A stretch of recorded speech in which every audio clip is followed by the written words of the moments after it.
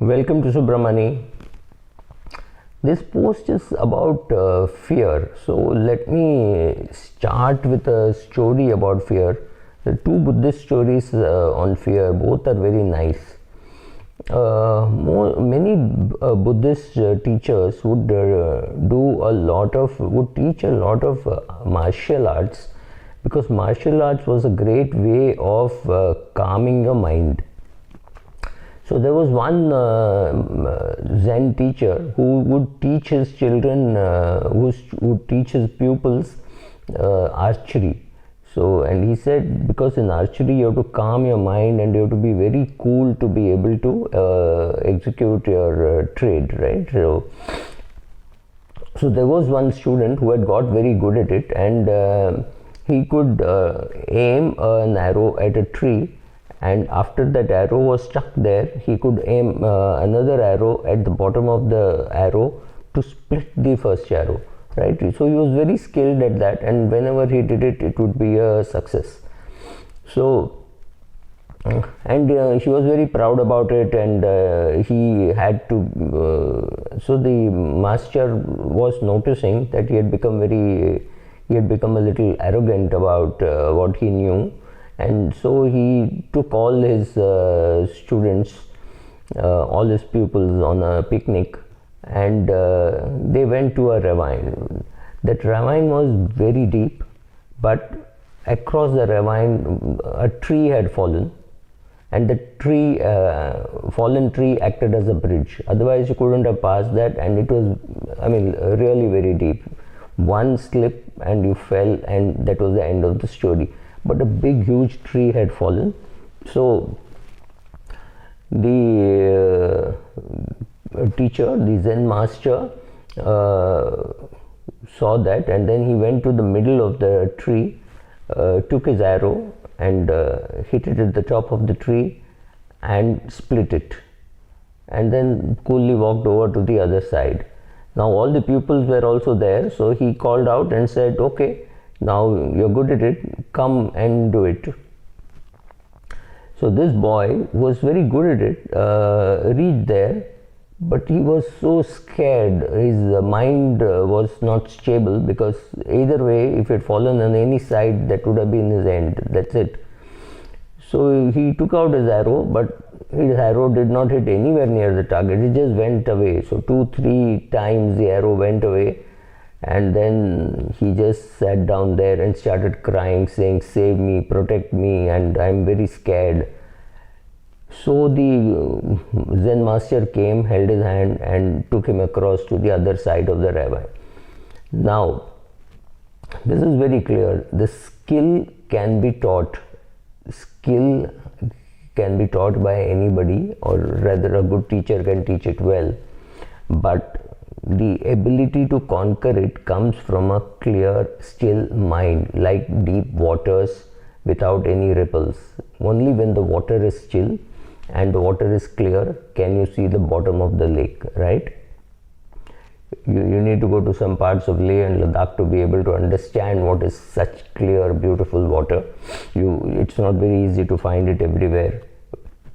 But that is how it is. Your mind has to be calm, there can't be any ripples, and it has to be clean and clear. There will be no confusion, no panic, nothing. Only then can you execute your trade.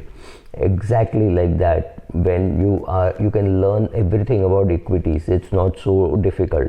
However, to be able to implement it requires a very calm mind, requires experience, requires the ability to realize that everything that happens will keep getting repeated. It is not end of the world, right? So we will see what is the impact of fear, especially when you are in the withdrawal stage. It may not be only in the withdrawal stage, but during withdrawal stage the panic is likely to be even more. And there is not enough literature about what happens after a person stops contributing to the corpus. Most of the literature, videos, everything you see is towards building the corpus. What happens when you're trying to withdraw the corpus, and what are the fears for you? First is the fear of loneliness. See, what happens is many people get married or try to do a live-in with somebody because they're afraid of loneliness. It's not a positive reason why they go and get married. It is a question of, I don't want to be alone, so let me get married. Now unfortunately, when you're managing your portfolio, especially if you're a DIY, you're going to be alone, and in your later stages of life you're definitely going to be alone, because even if you had a broker or whoever, either you would have died or you would have relocated or something would have happened and you may not be in touch, right? So you may not have anybody in your 70s and 80s to be able to hold your hand and guide you and tell you what to do, right? So that fear of loneliness can harm your portfolio. You do not know whom to talk with, whom to talk about, and that could be the worst thing. So then you might want a very simple portfolio of, say, annuity and FD and savings bank account, so that the money is kept in very simple products which does not require too much of interaction. Let's say you need, you went to subramani.com, you went to FreeFinCal, you found out that you needed about 4 crores for retirement and you have 10 crores. In such a case, even when there is a fluctuation in the market, it doesn't matter, because in your mind you know you require only 4 crores and you have a huge surplus above that. Then the question of panic is less. So one way how you can have less panic is obviously because you have a bigger, strong balance sheet, no leverage, strong balance sheet, so that then it becomes little easier. Then you can buy, you can sell, you can do whatever, because you know the basics are taken care of. Impact, and remember, impact of fear can stay in your mind really long. If your father lost money during Harshad Mehta times or Ketan Parekh times, or maybe in home trade, somewhere if he lost money for whatever reasons, you will not attribute it to your father's mistake. You will say, oh my God, my family lost money during Harshad Mehta, so Harshad Mehta must be a villain. I'm not getting into that in this video, but the impact of fear stays very long. For example, if you grew up in 2007 and you qualified in 2008, you would have found it very difficult finding a job in the till 2009 end, right? So it will definitely leave a huge impact on your mind. For very many people, for people who watched 9/11, their portfolios would always be very scared, saying, what happens if it happens again, right? Fear of change can be difficult to handle. What happens when interest rates keep falling? Many people feel that interest rates are now bottoming out, it will only go up. What happens if the investment, if the inflation expectation is low? If inflation expectation is low, your interest rates can remain low much longer. Look at the US, look at Japan. Interest rates can remain longer. So Indian interest rates can also remain longer because inflation expectation may be lower.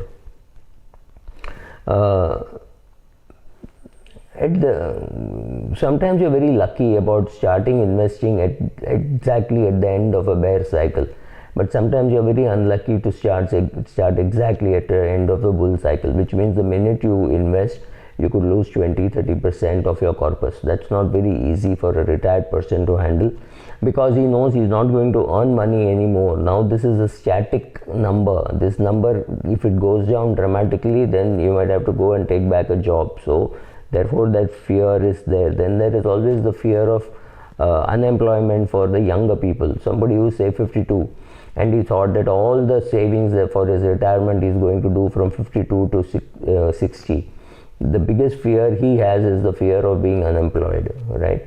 What happens if I lose my job at 54? How will I contribute for another 6 more years?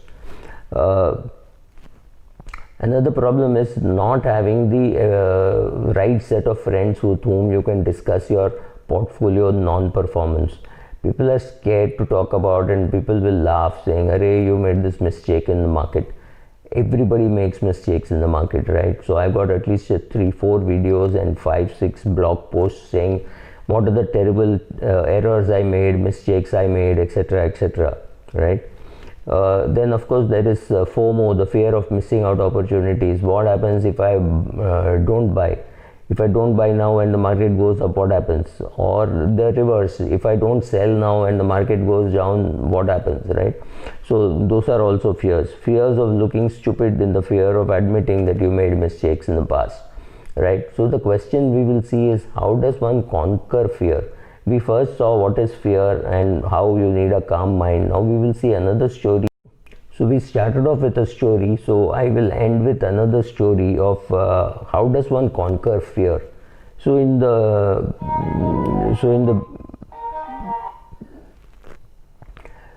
so it's very important that to win you need to have the ability to do things, and the ability to do things comes from conquering fear, right?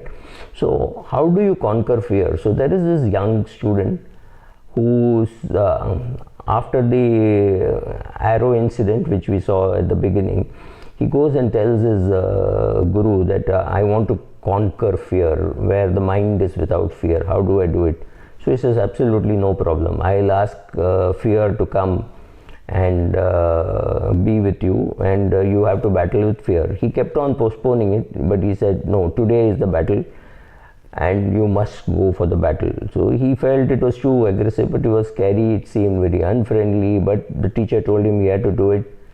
So he went there with a bow and arrow, and the day arrived. The student warrior, or the student stood on one side, and the fear was looking very big, wrathful, fearful, and both had their weapons. The young warrior roused himself, went towards fear and prostrated and said, can you help me? I want to know how can I defeat you, right? So fear said, first of all, thank you for showing so much of respect for me, because I think risk and fear, you have to understand it. So then he says, how can I conquer you? So he says, well, my weapons are, I talk a lot, I will come and shout at your face, and you will get completely unnerved. I will make a lot of noise, and all that will happen, and you will end up doing what I say. So he says, so the young warrior asks, well, what is so scary about it? He says, the scary part is, when I do that, most people get scared and listen to me. And the most important thing for you to conquer fear, conquer me, is to know that you shouldn't listen to what I say. So if you are confident that I cannot touch you, I cannot harm you unless you listen to me, unless you get scared about me and do what I ask you to do, you have conquered fear. You don't need to do anything. You don't need any of those weapons. You will get unnerved and act, and that is what happens. You do what I tell you to do. I dictate. I have no power if you don't listen to me. That is the only way you can conquer me. But I thank you because you have respect for me. You can be convinced by me. And but if you don't do what I say, I will have no power over you. Now, if you see, even when a person is attacked by a tiger, this is what happens, right? The tiger scares you into inaction. You just get paralyzed. When a tiger is in front of you, at least the leopard and all attack you from back and attack you on your neck, and they don't even attack older people. They attack only younger children. However, when the tiger comes in front of you, it is such an intimidating animal. It looks dangerous, ferocious, it growls, and that's it. It has completely paralyzed you into inaction. Now, the market also does similar things, but like I said, this story about fear, if you don't do what fear asks you to do, you have conquered fear. So that's very important. When the markets are down, the market scares you, it comes into your face, it screams at you, it shouts at you, it does everything. But if you don't act during that time, right, fear is absolutely natural. People will get fear, will be fearful of what things happen. However, whether to panic, that causes harm for your portfolio. If you don't act during that period, if you did not act in the month of March, you protected your portfolio. If you were very brave, like the master at the beginning of the story, you can go walk on that tree, not worry about the ravines, and still hit your arrow. That's great. But even if you can just stay calm and walk across the tree, that's good enough. It will take you some time. After some time, you will be able to stand there and practice your archery. Understand? conquering fear is by making sure that you do nothing when you are hit by fear. Fear is natural, panic is optional. Thank you.